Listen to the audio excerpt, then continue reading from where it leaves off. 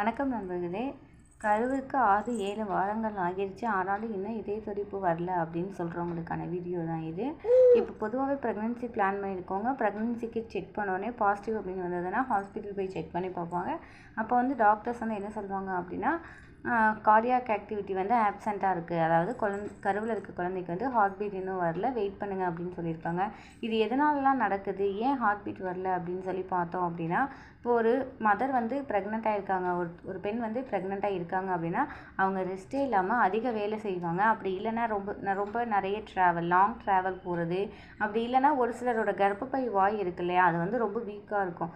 அப்படி இருந்தால் கூட கரு வந்து தங்காது. இன்னொரு சிலருக்கு என்ன அப்படின்னா, உடம்புல போதுமான அளவு சத்துக்கள் இல்லாதனால அந்த கரு இருக்கு இல்லையா, அது கலைந்து வந்து ப்ளீடிங்காக கருச்சிதைவு வந்து ஏற்பட்டுரும். கருவுற்ற பெண்ணுக்கு தைராய்டு ப்ராப்ளம் இருக்குது, நீரிழிவு நோய், கர்ப்ப காலத்தில் இல்லைன்னா அதுக்கு முன்னாடி வந்து சர்க்கரை நோய் இருக்குது, ஃபோலிக் ஆசிட் குறைபாடுனால ரத்த சோகை இருந்து அது எல்லாத்துக்குமே மெடிசன் எடுத்துக்கலாம் அப்படின்னா கூட உருவாகிற கருவுக்கு ஆரோக்கியம் பத்தாமல் இதய துடிப்பு வராமல் போக சான்சஸ் அதிகம். இது இல்லாமல் நெருங்கிய சொந்தத்தில் திருமணம் பண்ணுறாங்க அப்படின்னா, ஒத்த மரபணு கொண்டவர்களாக இருந்தாங்க அப்படின்னா குரோமோசோமல் ப்ராப்ளம்னால கூட கரு வந்து சரியாக வளர்ச்சி அடையாமல் இதய துடிப்பு ப்ராப்ளம் வர சான்சஸ் வந்து ரொம்ப அதிகம். ஒருவேளை கரு உருவான உடனேயே அந்த கருவுக்கு வந்து ஆரோக்கியம் பத்தலை, இல்லை ஹச்சிசிஜியோட அளவு வந்து கம்மியாக இருக்குது அப்படின்னு சொல்லிட்டு மருத்துவர்கள் கண்டுபிடிச்சிட்டாங்க அப்படின்னா progesterone injection, folic acid tablets, அப்புறம் வந்து ஹச்சிசிஜி இன்ஜெக்ஷன்ஸ் இது எல்லாமே கொடுத்து கருவை வந்து பாதுகாத்து அதோட வளர்ச்சிக்கு வந்து ஹெல்ப் பண்ணுவாங்க. அப்படி இல்லை அப்படின்ற பட்சத்தில் தான் ஒரு சிலரை வந்து வெயிட் பண்ண சொல்லியிருப்பாங்க,